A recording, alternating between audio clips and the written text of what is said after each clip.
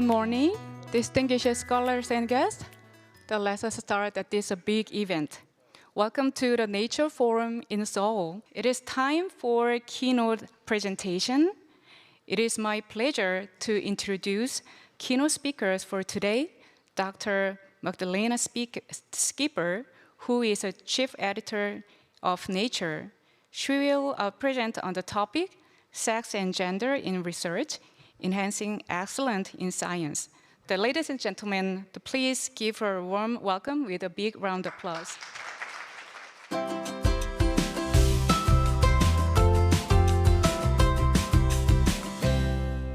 It's a real pleasure and a real honor to be here. I want to thank you, all of you, for coming to this event, and I especially want to thank the organizers, and I'm sure you will learn a great deal from them and enjoy their contributions. What I want to do is give you a sense of why we have convened this event, why it's an urgent matter to address, and a related issue to this, that is what the consequences of not taking sex and gender into consideration in the context of research and technology and innovation, but also what measures we should take to really ensure that the progress towards equitable research is sped up. So let me start with a rather obvious reminder that there is a commonly, universally agreed right to science, to benefit from science and technology for all. As you can see here, I'm sharing with you a reminder from UNESCO, which very clearly states that right to enjoy the benefits of scientific progress and its applications should apply to all equally. And a reminder of Article 15 of the International Covenant on Economic, Social and Cultural Rights. As you can see, the first point talks about the right of everyone to take part in cultural life, but equally to enjoy the benefits of scientific progress and its application. And that, most emphatically, has not been the case in equal measure for men and women on this planet, even, of course, despite the fact that our populations are equally divided.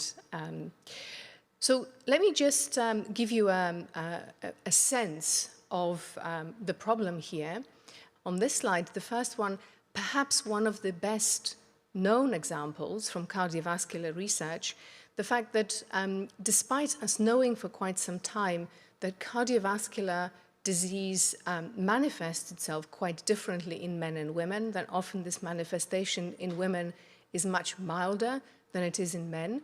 Despite that knowledge, we continue to design clinical trials with an equal number of participants, of men and women, thereby compromising our ability to really understand how the diseases unfold and what types of interventions may be suitable for the different sexes. Show that differences in metabolism lead to different drug efficacy, different speeds of metabolic breakdown of drugs and therefore efficacy of them, but also different toxicity. A number of drugs over the recent decades had to be withdrawn from the market, or their prescription significantly altered as a result of insufficiently fine-tuned original studies that predominantly focused on male participants. So much for, in terms of setting the scene for biomedicine. What about engineering and design? Crash test dummies is probably by now the most famous example of design that is inequitable. So crash test dummies are mainly designed using male upper body morphology, as a result of which the seatbelt design and the car seat design is such that women tend to disproportionately suffer from more severe injuries if they're involved in car accidents. Another example is, of course, provisions of toilets in public spaces. Usually that provision is equal between men and women, not taking account into the fact that for reasons of physiology, women often need to use those facilities more often. They are the ones who most often are accompanied by children and sometimes the elderly also. There is an issue with voice recognition software, which is predominantly trained on the male voice, which of course has a different pitch and different tone. There is an issue of furniture design. Similarly, body armor design, which often means that female members of armed forces or the police force often suffer from more severe bodily injuries. Other types of hazardous equipment design also affects disproportionately women. Room temperature settings, air conditioning in rooms, not in this room, I hasten to add, but in many rooms is set to temperature which is uncomfortably low for women because it really is set for metabolism, male metabolism, and also the very typical male clothing which is most often used in these professional settings. There are other examples on my slide. The last one I will actually point out is the app design. So many of us, our lives today are run by digital technologies, effectively, and often health tracking apps, for example, are ill-designed to the kinds of activities or even physiological aspects of women. And the original health apps designed by Apple was not taking into consideration physiological elements of menstruation in women. Now, so what do we do about this? How can we elevate the issue through our journals, through our editorial policies? So let me help you think about it by setting the scene in this way. The science research endeavor itself, for many years, was done predominantly by individuals I'm showing here on the left-hand side of the slide. They were mainly men. They were mainly men of particular ethnic and geographic origin. That is increasingly not the case today. Women increasingly engage in research. All of you in this room, I'm sure, encourage young women to go into research, innovation and technology. And of course, we all want to continue that encouragement throughout their working life and their career. Now, why is it important? It's important because as we have a more diverse set of stakeholders in the research ecosystem, asking questions, conducting research, it's more likely that the questions they will ask will be different. There will be a greater diversity of questions. But importantly, the way they will ask some of the same common questions will also be different. That's why it matters.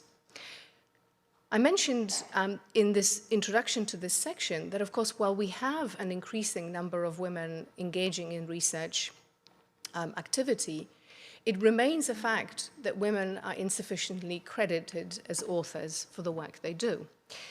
There is plenty of evidence, published evidence to support it. I'm just sharing with you one example, an article which we published in Nature just over a year ago, last summer. And the title really states very clearly, women are less credited in science than men. And in this study, what was really interesting was the data showed very persuasively that the problem existed across all disciplines, across all fields, and across all career stages. Women were less credited mainly as authors. This was the way the study was conducted. One consideration for why women are given less credit for the work they do can have something to do with this. So what I'm showing here, this is a London School of Economics blog of a couple of years ago, where the authors describe work that they did to ask, indeed, that question, why is it that women's work is less recognized? they found that often readers engaged more deeply with the work done by women and read it more frequently, but they still cited that work less often. The conclusion of these authors is that women often choose to focus their research more on societally relevant work, so something which I would call work with more immediate real-life impact as opposed to academic impact, and for that reason, it receives less citation. Now, the reason why I'm sharing this with you is really to call you to consider what kind of research we value the most.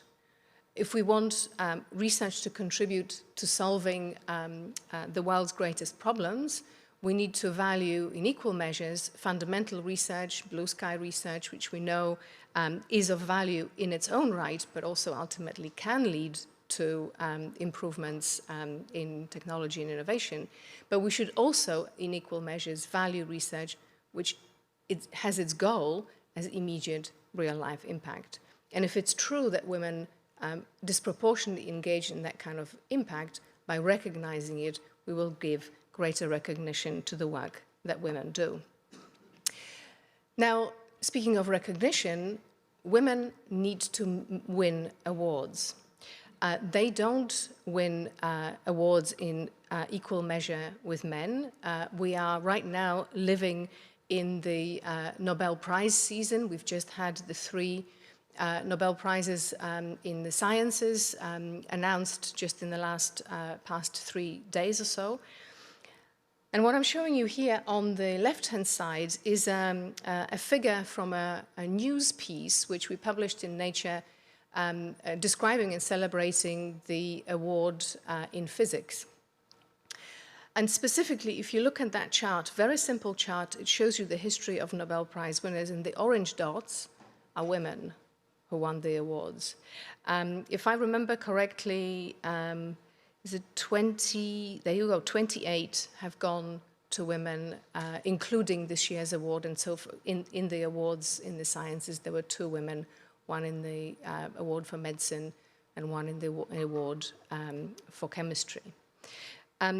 One important point here is something that we have written about in Nature extensively, is that as long as the award granting bodies, the juries themselves are not diverse, if women are not represented on those bodies, we are unlikely to see a change in the profile of the awardees. So as I say, women need to win awards because, of course, that's an important recognition for the work. Our Nature portfolio's small contribution to this was to set up a Nature Award for inspiring women in science. This is an award for early career researchers. It takes place every year. It has done so for the last 5 years. There are 2 categories, one for promoting STEM education, as not just to young girls, but predominantly, and one specifically for individual, outstanding, inspiring women in science. For too long, at scientific conferences, women were not sufficiently offered opportunities to present, share the research with their peers. I'm sure you all remember listening to presentations where speaker after speaker after speaker was a man. Similarly, panel discussions, so-called manels, where only men were present as part of a discussion, and perhaps you'd have a token female as a moderator, who of course convenes a conversation but has no opportunity to make a contribution herself.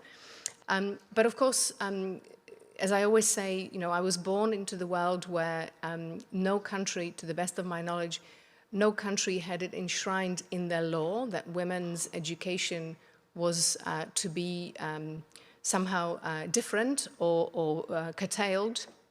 Unfortunately, I now live in a world where there is at least one country in which women don't have access and young girls don't have access to education. We at Nature have, right from the start, from 1869, when the journal was first launched, taken issue of education very important, very clearly at heart. And so we have continued to openly be critical of the recent unfortunate movement in Afghanistan. But of course, it's not just in the very early stages of career, not just that school education bringing women into early stages of career, but we need to support women throughout the stages of career. There are biology-based challenges that women go through in a number of stages of their career, and we should talk about them, we should support them. And also, when women come into roles of leadership, we should consider whether our models of leadership are compatible with the way that women want to lead, and whether we are supportive or unduly critical of them in those roles. And coming towards the end of my presentation, I wanted to focus on collaborations. More than ever today in research, collaborations lie at the very heart of our enterprise in which we engage. Science is becoming more complex and therefore needs to be more collaborative, whether it's within one discipline because very large data sets are required, or whether it is across disciplines because the problem that is being addressed is so complex that solutions from one discipline is insufficient. But of course, we know that collaborating may be easy to say, or the recognizing the need to collaborate may be easy to say, but in practice, it requires quite some skill. After all, a few minutes ago, I was talking about Nobel Prizes. Nobel Prizes really recognize individuals, even though we all know that science is a team sport. It's not actually performed by individuals. Each of those individuals represents a very large group of people who have worked together towards that particular discovery. So collaborating is not easy, and there is a balance between fruitful, productive collaboration, fruitful including from the individuals who collaborate, a balance between that and competition. Women find that collaborations often can be a precarious territory. So here is a piece which we published in Nature just over a year ago, where we specifically discussed the matter with a number of women who shared with us the concerns and the stumbling blocks they face in collaborations.